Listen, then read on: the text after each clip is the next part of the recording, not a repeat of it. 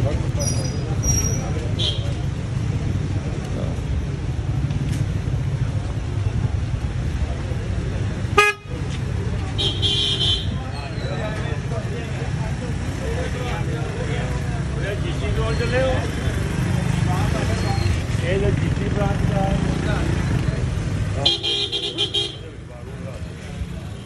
जी, क्या हाल है? शुक्र अल्लाह।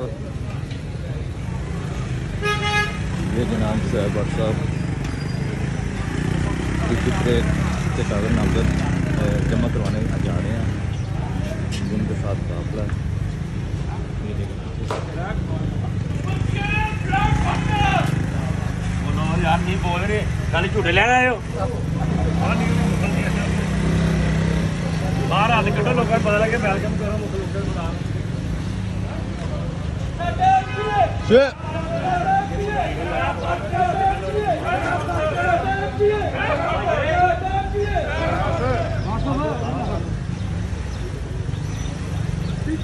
की मजबूरी है, शोएब वक्त जरूरी है, की मजबूरी है, जरूरी है, की मजबूरी है, जरूरी है, की मजबूरी है, की मजबूरी है,